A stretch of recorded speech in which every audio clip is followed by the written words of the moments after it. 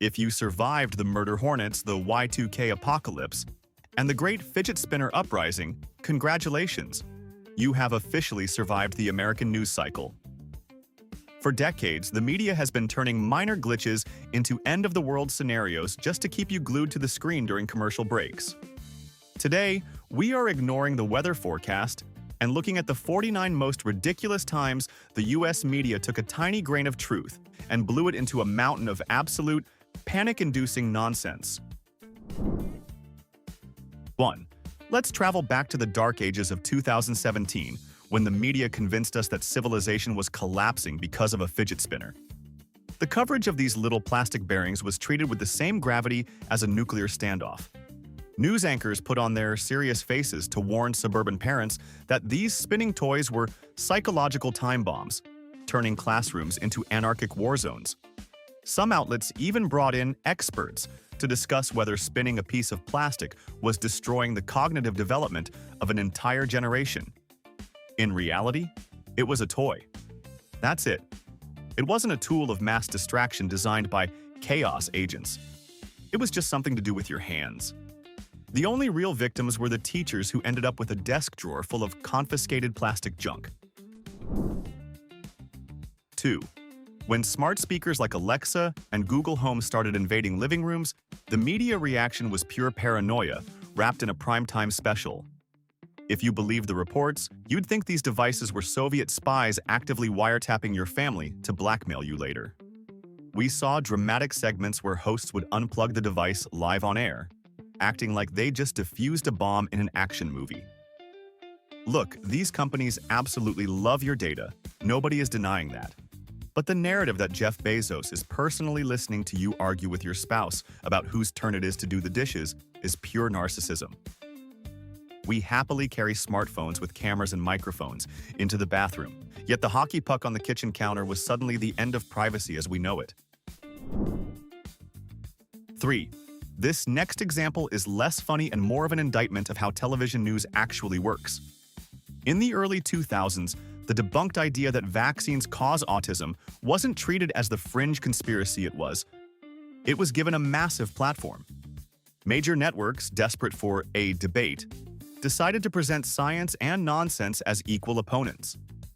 They would put a qualified doctor on one side of the screen and a random celebrity with zero medical training on the other, and treat their opinions with the same weight. By playing the both sides game to boost ratings, they gave oxygen to a dangerous myth that had already been disproven. It wasn't just bad reporting. It was journalistic malpractice that confused millions of parents just so the network could have a spicy argument on air. 4. 2020. The writer's room for reality really jumped the shark that year, especially when they introduced the murder hornet. The media grabbed onto this nickname like a lifeline. We saw ominous graphics, terrifying close-ups, and horror movie sound effects implying that swarms of these things were about to descend on American playgrounds and carry off small dogs. The hysteria was off the charts. The reality? Yes, they are bad news if you are a honeybee living in Washington state. For the rest of the human population in the US, not a threat. A handful were found, destroyed, and that was it. But invasive wasp found in Pacific Northwest doesn't get you to click the link quite like murder hornet apocalypse, does it? 5. There was a golden era of stupidity in the early 2000s involving eBay, and the media ate it up with a spoon. It became a genuine trend for news anchors to report on haunted items being sold online. You would have serious journalists reading descriptions of possessed dolls, cursed paintings, or jars containing ghosts, discussing them with a straight face.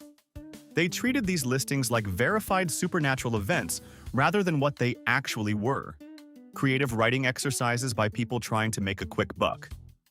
Viewers sat at home, genuinely worried that evil spirits were being transported across state lines via the United States Postal Service.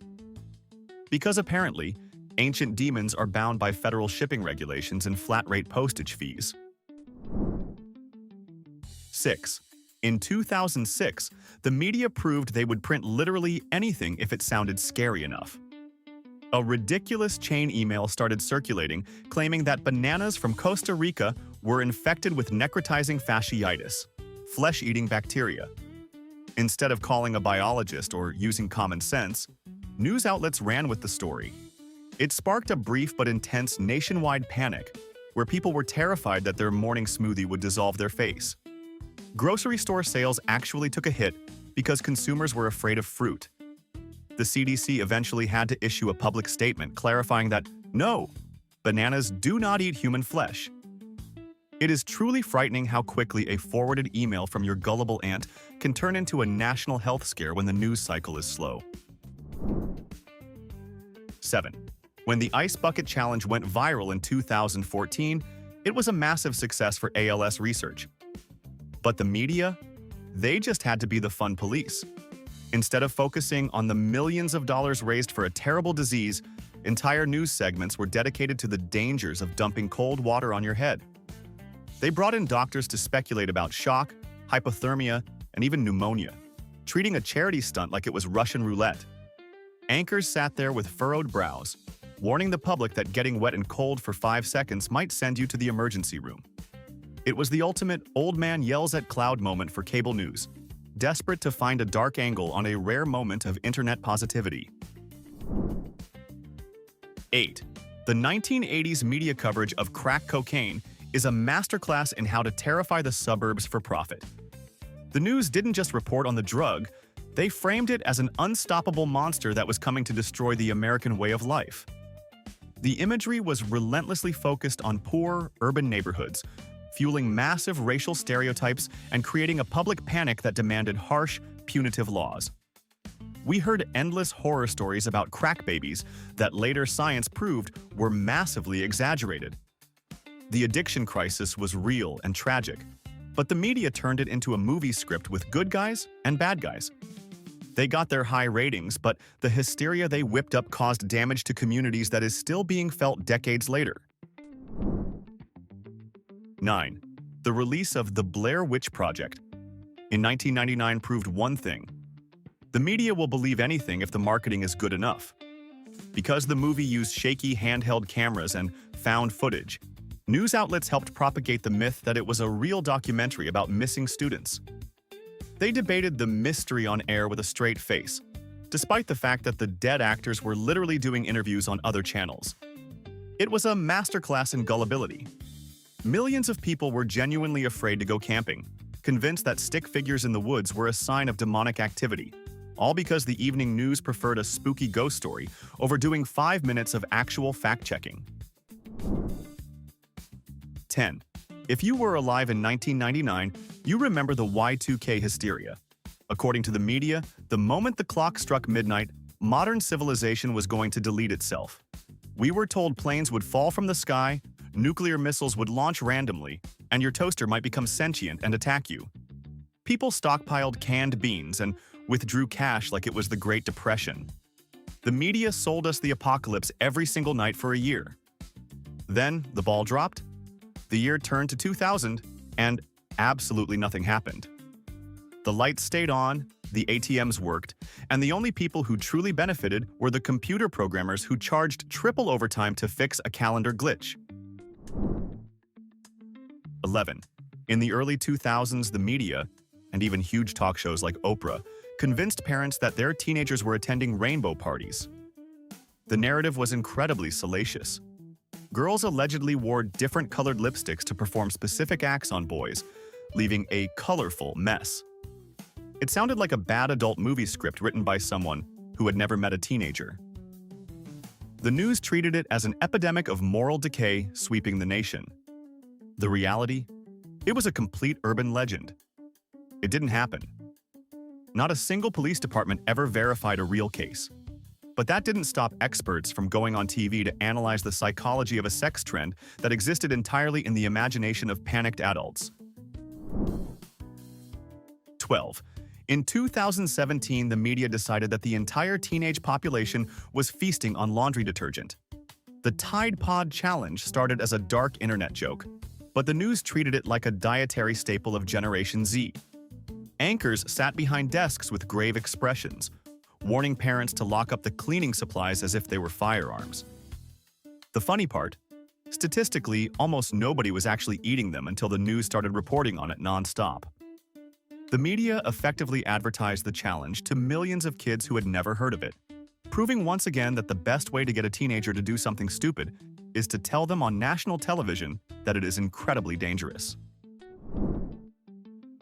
13. 2012 was a great year for end-of-the-world scenarios. Aside from the Mayan calendar nonsense, cable news found a NASA report about solar flares and decided to terrify everyone with Tech Armageddon. The narrative was that a massive solar storm was going to fry the power grid, knock out GPS, and send us back to the Stone Age overnight. No internet, no refrigeration, just chaos. They ran these segments with dramatic simulations of cities going dark. In reality, the sun burped, the magnetic field did its job, and the only thing that actually crashed was the journalistic integrity of networks looking for a ratings boost during a slow news week. 14. You have to love the theatrics of modern weather reporting. A few inches of snow is no longer just winter, it is snowmageddon, or the polar vortex of death. Networks have turned weather forecasts into action movies. They send reporters out to stand in a mild flurry, bundled up like they're summiting Mount Everest, screaming into the wind to prove how dangerous it is.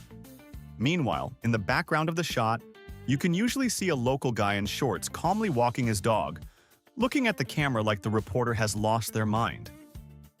They hype these storms up so much that when 3 inches actually fall, everyone feels vaguely disappointed that they didn't have to resort to cannibalism. 15. Back in 2007, if you played World of Warcraft, the media was pretty sure you were a lost cause. The game addiction epidemic was the flavor of the month, with special reports portraying gamers as unwashed zombies living in basements, peeing in jars, and forgetting how to speak English. They made it sound like an actual biological virus that deleted your social skills. The reality was that people just really liked the game. It is funny how spending 8 hours watching football on Sunday is called passion, but spending 8 hours raiding a dungeon with friends online is a crippling addiction that requires a Dateline special. 16. The early 2000s also saw the media declare war on the video game Grand Theft Auto. According to the hysteria, this game wasn't entertainment. It was a criminal training simulator. Anchors warned parents that their 12-year-olds were learning the intricacies of hot-wiring cars and running organized crime syndicates from their PlayStations. Because obviously, pressing a button on a controller translates perfectly to real-world felony skills. Despite study after study showing no causal link between pixels and prison time, the media loved the narrative that a generation of supercriminals was being trained in the living room. It was much easier than blaming bad parenting, I guess. 17. When 3D printing hit the mainstream, the media didn't focus on the potential for cheap prosthetics or affordable housing. No, they went straight to downloadable death. The headlines were obsessed with the idea that everyone would start printing undetectable plastic guns and homemade bombs in their garage. They made it sound like the anarchist's cookbook had come to life. While regulators were right to be cautious, the news coverage made it seem like your neighbor was printing a missile silo next to his lawnmower. In reality, most people were just struggling to print a small plastic Yoda figure that didn't turn into a pile of melted spaghetti halfway through. 18. The 2007 Boston bomb scare is perhaps the most embarrassing moment in the history of American paranoia. A marketing team put up small LED signs of a pixelated cartoon character flipping the bird to promote a late-night show. The media and local authorities looked at these light-bright toys and screamed, "Terrorism!" They shut down bridges, deployed bomb squads, and sent the city into a total panic over a character from Aqua Teen Hunger Force. It cost the network millions and humiliated the city officials, all because nobody in charge recognized a cartoon that half the college students in Boston watched while eating cold pizza. 19. Remember the exploding cell phone panic of the mid-2010s?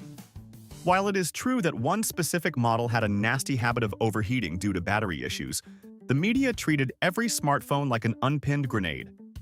You had people terrified to charge their devices overnight, convinced they would wake up in a fireball. Airlines were banning phones left and right, and news segments featured charred tables and melted plastic on a loop. It created a level of paranoia where if your phone got slightly warm from playing a game, you felt like you needed to throw it across the room and dive for cover before it took your eyebrows off.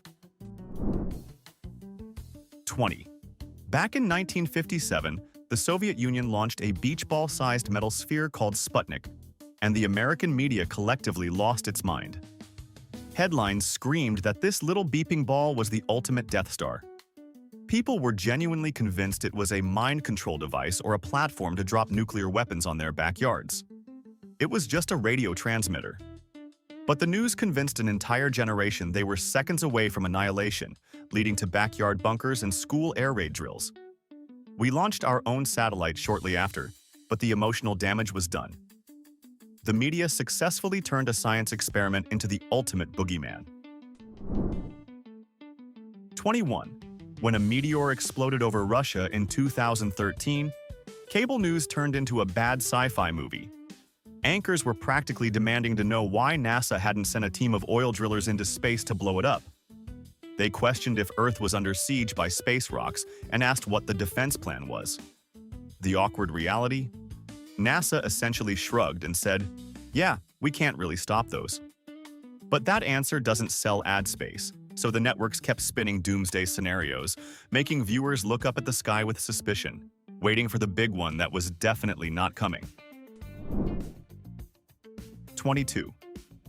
If you believed the news reports from a few years back, furries were a secret society of dangerous deviants threatening the moral fabric of America. News segments treated guys in mascot costumes like they were running an underground crime ring. Cameras would zoom in on a foxtail with ominous music playing, suggesting some dark, fetishized lifestyle. In reality, it's mostly just socially awkward IT guys who like cartoons and spending thousands of dollars on carpet suits. But nerd dressed as wolf likes hugs isn't a headline, so the media went with the secret underbelly of the furry menace. 23. The Great Peanut Butter. Panic of 2008 was something to behold. A salmonella outbreak affected a specific processing plant, but the media coverage made it sound like the peanut itself had turned against humanity. Grocery shelves were stripped bare as terrified parents threw out perfectly good jars of Skippy. Talk shows treated the humble PB&J sandwich like it was a loaded gun sitting in a lunchbox. The risk was incredibly specific to certain industrial batches, but the hysteria was universal. We had news choppers flying over factories while anchors solemnly warned us that our favorite snack was trying to kill us from the inside out. 24. In 1999, Pokémon wasn't just a game. According to the media, it was a tool of Satan designed to give children seizures. One specific episode in Japan caused photosensitive epilepsy, and the US news cycle spun that into "Pikachu is coming for your brain." Religious groups and news anchors teamed up to warn that these pocket monsters were addictive, demonic, and brainwashing the youth. Parents were genuinely burning trading cards in driveways. It was a classic moral panic over something adults didn't understand, treating a yellow electric rat like the harbinger of the apocalypse. 25. During the lockdown, Zoom bombing was presented as a sophisticated cyber attack operation. The news made it sound like elite hackers were breaching high-security firewalls to disrupt corporate meetings. The reality was much dumber. People were sharing their meeting links publicly on Twitter with no password. It wasn't Mr. Robot. It was bored teenagers finding a link and drawing something rude on the screen. But the media treated every incident like a breach of national security, terrifying grandmas who just wanted to join their knitting circle video chat without seeing something inappropriate. 26. Remember when we all thought a hamburger was going to liquefy our brains?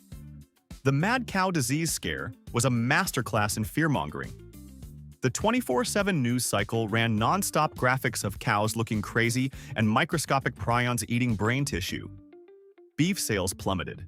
Steakhouses looked like ghost towns. The total number of cases acquired in the US? Exactly 2. You had a better chance of being struck by lightning while winning the lottery, But the media convinced millions that ordering a Big Mac was essentially a game of Russian roulette. 27. When Pokémon Go launched in 2016, the media acted like it was the end of human survival instincts. Reports screamed about mass accidents, stampedes, and people walking off literal cliffs to catch a Charizard. While a few people did trip over curbs, the news made it sound like the app was mind-controlling players into traffic. Anchors shook their heads at the zombie apocalypse of people walking outside. Ironically, it was the most exercise some Americans had gotten in years, but the news was too busy finding the one guy who walked into a tree to notice. 28. The superbug scare of the early 2000s was pitched as the sequel to the Black Death. While antibiotic resistance is a legitimate medical concern, the media coverage skipped the science and went straight to the disaster movie script. They made it seem like if you touched a doorknob in a hospital, your skin would fall off within the hour. It terrified the public into demanding antibiotics for the common cold, which, ironically, is exactly what makes superbugs worse. But explaining microbiology is boring. Telling viewers an invisible monster is coming for them? That sells papers. 29. 2004 gave us the most overblown half-second in television history: the wardrobe malfunction. Janet Jackson's chest was visible for less time than it takes to blink, yet the media reacted like she had performed a satanic ritual at the 50-yard line. We had congressional hearings. We had FBI investigations. The FCC cracked down on broadcasting standards with an iron fist. It was a moment of pure American absurdity. We are fine with violence in beer commercials, but one nipple sees the light of day, and suddenly the moral foundation of the country is crumbling. 30. Gas prices are the media's favorite emotional roller coaster. The second the price goes up a nickel, it is wall-to-wall coverage. We get endless B-roll footage of ticking pumps, angry drivers interviewed through car windows, and charts pointing straight to hell. They act like Mad Max is becoming a documentary. But notice what happens when prices drop. Absolute silence. Crickets. There are no breaking news alerts for affordable fuel because "things are generally okay" is the worst possible headline for ratings. They need you angry, not solvent. 31. The killer clown hysteria was the moment reality officially became a cartoon. A few bored teenagers put on makeup to scare people, and the media treated it like a coordinated domestic terror plot. Police departments had to hold press conferences about jugglers. News anchors tracked sightings on maps like they were tracking a hurricane. It got so bad that professional clowns, the guys who do birthday parties, were losing work because people were terrified of red noses. It was a mass delusion fueled entirely by Facebook posts and breathless local news reports. 32. In 2019, every parent in America was terrified of a bug-eyed sculpture named Momo. The media reported that this creepy face was hacking into children's videos and whispering instructions for them to hurt themselves. It was the perfect modern boogeyman. The only problem? It was a complete hoax. The challenge didn't exist until the media started reporting on it, creating a feedback loop of hysteria. Authorities eventually confirmed it was nonsense, but not before news stations had terrified millions of parents into banning YouTube for a month. 33. Back when YouTube first started, mainstream media treated it like the Wild West of depravity. They painted the platform as a lawless wasteland filled with predators, brain-rotting stunts, and violence. Anchors sneered at user-generated content as if it were radioactive waste. The irony is delicious. Today, those exact same networks are desperate for clicks, uploading their clips to YouTube every single hour. They went from warning you that YouTube would destroy civilization to begging you to smash that like and subscribe button on their official channel. 34. When ASMR videos started trending, the media simply could not compute. They saw people whispering into microphones and immediately labeled it brain porn, or a gateway to adult addiction. Reports implied there was something deeply perverse about watching a woman fold towels while tapping on a desk. They tried to frame it as a weird fetish because they couldn't understand that people were just stressed out and couldn't sleep. Instead of accepting it as a relaxation technique, they tried to make listening to rain sounds seem like a scandalous vice. 35. Back in the 1980s, if you played Dungeons & Dragons, the media didn't just call you a nerd, they effectively called you a Satanist. Talk shows brought in so-called experts who claimed that rolling a 20-sided die was a direct hotline to Lucifer himself. They linked a fantasy board game involving graph paper and pencils to teen suicide and ritual sacrifices. It was absurdity at its finest. Grown adults terrified of kids using their imaginations in a basement. Fast forward to today, and D&D is a major plot point in hit Netflix shows and is played by Hollywood celebrities. The only thing those kids were actually summoning was a lifetime of arguing about rules and eating too many Cheetos. 36. When the government started putting RFID chips in passports and credit cards in 2004, the media acted like they were tagging us like cattle. Reports screamed that hackers could steal your entire identity from across the street just by pointing a magic antenna at your pocket. Some outlets went full conspiracy mode, suggesting it was a government tracking device to monitor your trips to the grocery store. The reality? You have to be practically touching the reader for most of these chips to work. But explaining the limitations of near-field communication isn't as sexy as terrifying tourists into buying lead-lined wallets they didn't actually need. 37. In 1999, the Cassini spacecraft was ready to launch, and the media decided it was actually a flying Chernobyl. Because the probe used a plutonium battery, news outlets speculated that if it crashed during its Earth flyby, it would rain nuclear fire upon us all, poisoning the atmosphere and killing millions. Protesters marched, and anchors debated the ethics of doom. What actually happened? The math worked. The scientists did their jobs, and Cassini swung by without issue. We got incredible photos of Saturn, and nobody dissolved from radiation poisoning. It was a massive win for science, which naturally meant the news cycle got bored immediately. 38. When deepfake technology first appeared around 2019, the media declared the death of reality itself. We were told that the next election would be rigged by fake videos of presidents declaring war, and that truth was officially over. While the tech is definitely creepy and dangerous, the doomsday levels were cranked to 11. They made it sound like we would be living in a constant state of hallucination. Years later, while we do have to be careful, the internet is mostly just using the technology to make Nicolas Cage star in movies he never filmed. It is a problem, sure, but civilization didn't collapse because of a face swap app. 39. In 2007, reputable news outlets fell for a prank that sounds too stupid to be true. Jankum. Reports claimed that American teenagers were getting high by huffing fermented sewage stored in balloons. They literally called it butt hash with a straight face. Anchors solemnly warned parents to look out for strange smells, portraying this as a sweeping epidemic in high schools. The source? A single, obviously fake post on an internet forum. No actual kids were inhaling waste, but the media was definitely huffing its own desire for a sensational headline, proving they would broadcast literally anything if it scared suburban mothers enough. 40. In the 90s, if you sneezed in your own house, the media told you it was toxic mold coming to kill your family. One dramatic report about a moldy house in Texas sparked a nationwide panic that had people tearing down their drywall and ripping up carpets. It was the asbestos scare for a new generation. Contractors made a fortune off the hysteria. Later studies showed that while mold isn't great for your allergies, the lethal house narrative was massively overblown. But facts don't get ratings. Terrifying homeowners into thinking their ceiling is trying to murder them does. 41. It is an annual tradition. Every October, the local news warns you to lock up your black cats because satanic cults are out hunting for sacrifices.